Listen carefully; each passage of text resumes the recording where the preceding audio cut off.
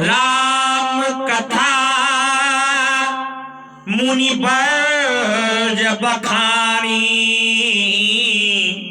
असुनी महेश मुख परम सुख मानी। कुंभज ऋषि भगवान श्री राम की कथा को गा रहे हैं और भगवान भूत भावन भोलेनाथ जी महाराज परम सुख मानकर उसे सुन रहे हैं।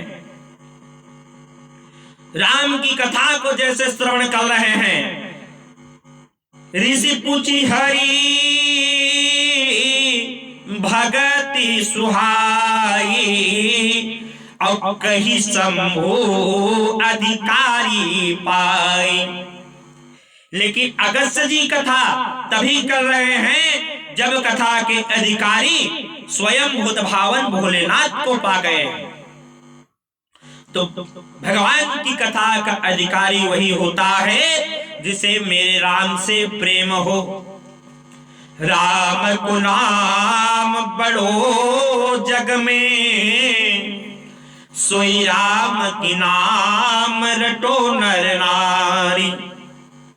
ना बचे को पंडित वेद पढ़े, न बचे को ऊंच बदाय जवारी। राम के नाम से बड़ा इस संसार में कोई नहीं है, और राम की नाम की कथा उन्हीं को सुनाना चाहिए जो राम कथा सुनने के अधिकारी हो। और कुंभज ऋषि आज भगवान बुद्ध भावन को अधिकारी पा गए। लेकिन कहत सुनता रघुपति गुण गाथा, अब कछु दिन तहां रहे गिरिनाथ। गिरी का अर्थात है पर्वत, गिरी पर्वत को बोलते हैं। और गिरिनाथा अब पर्वत के नाथ हैं मेरे भोलेनाथ, और गिरी का अर्थात है पार्वती, गिरिजा। गिरिनाथा जो गिरिजा का पति हो, मां भवानी का पति हो, वह गिरिनाथ है। कहत सुनत रघुपति गुण गाथा, अब कछु दिन तहां रहे रघुनाथा। और भगवान श्री रघुपति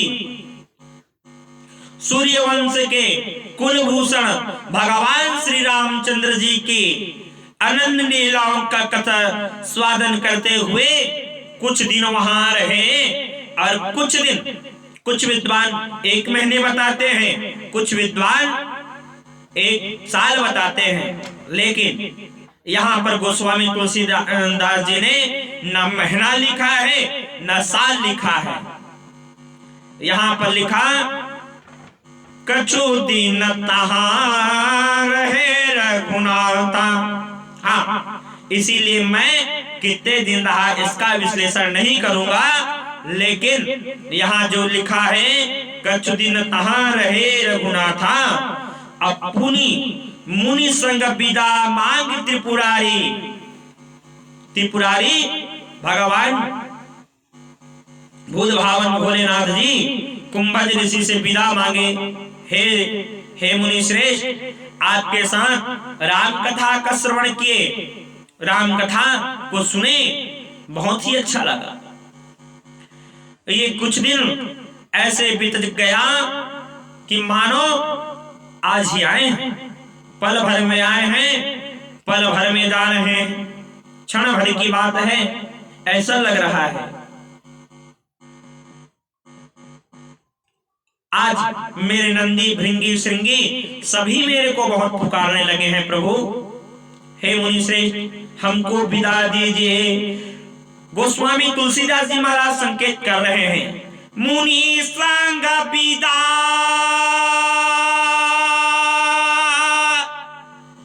मांगी त्रिपुरा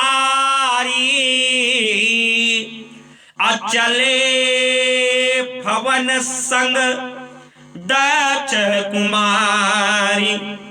एक बार विचारणीय है यहां पर, यहां पहले कहे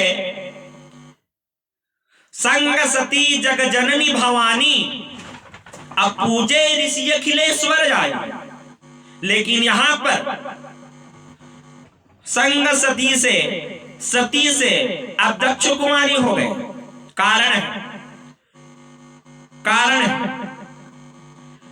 भाई भगवान की कथा को में सच पूछो तो माताएं बुरा ना माने, माताओं का मन नहीं लगता, और सबसे ज्यादा कथा सुनने वाली माताएं हैं। लेकिन कई समय इन माताओं का मन नहीं लगता। जब भगवान श्री रामचंद्र जी की कथा हो रही थी, तब सती माता सोचने लगी, अरे इतने बड़े ज्ञानी वेदक ज्ञानी है भगवान भूतभावन, बड़े बड़े योगी निधि तपस्वी साधु संत इनका ध्यान कर रहे हैं, ये छोटे से कुंभज ऋषि का प्रणाम कर रहे हैं। ये कैसी विडंबना है, ये तो हमारी समझ में नहीं आई। जब तक आपको जो कथा सुना रहा है उसके प्रति आपका भाव निर्मल ना हो, उसे परम ज्ञानी ना माने, और तब तक उसके मुखारबिंद से कही हुई कोई बात आपको अच्छा नहीं लगेगा। और भगवान की कथा सुनने आ रहे हो तो राग द्वेष मद मत्सर ज्ञान अभिमान इन सब को चूल्हे में डालकर आओ। लेकिन माता सती मन ही मन, उनके मन में भ्रम हो रहा था कि ये कैसा है। इसीलिए यहां पर आते आते ये दक्ष कुमारी हो गई, जो भगवान की कथा को नहीं सुनते, वो अपने पद को भी भूल जाते हैं। भूल जाए तो भगवान के पाद पद्मों में रुचि करना आप लोग भी सीख जाए तो ही आप लोगों का कल्याण है। प्रेम से बोलना पड़ेगा, जय जय श्री राधे। अब यहां से तो चले हैं, कह रहे हैं जो भगवान की कथा में तर्क वितर्क करता है उसको माता सती की तरह घोर तकलीफ को, घोर कष्ट को पाना पड़ता है। हाँ, तो भगवान के नाम में रुचि रखो, प्रीति रखो, तो तुम्हारा कल्याण ही कल्याण है। भगवान के अंदर भेदभाव मत करो, तभी कल्याण छुपी हुई है।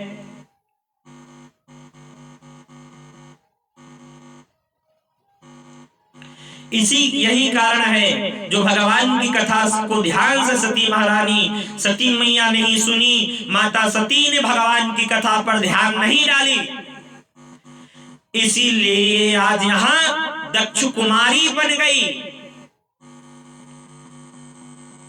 और गोस्वामी तुलसीदास जी कह रहे हैं भगवान की कथा को सुननी है तो अपने कान को कैसे बना लो, तो जिनके श्रवण समुद्र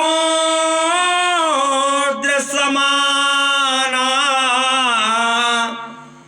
और कथा तुम्हारी सुभग सरिनाना, अभरा ही निरंतर हो ही न पूरे, अतिन के ही तुम कहू गृह रूरे। हाँ, जिसने कहा वही राम कथा है ना, वही भागवत कथा है ना जिसे हम सुनते हैं। आजकल के लोग 10, 20, 40, 50 भागवत क्या बोल लेते हैं, अपने आप को बड़ा शंकराचार्य समझने लगते हैं। दूसरों की मान सम्मान का उसको तनिक भी ख्याल नहीं रहता, तनिक भी ख्याल नहीं रहता। किसी का भी जैसा भी पाए वैसा अनादर करने लगे। व्यासपीठ में बैठे हो तो व्यास पीठ में निर्मत्सर बन के रहो, तभी तुम व्यास कहलाने के काबिल हो। प्रेम से बोलिए जय जय श्री राधे।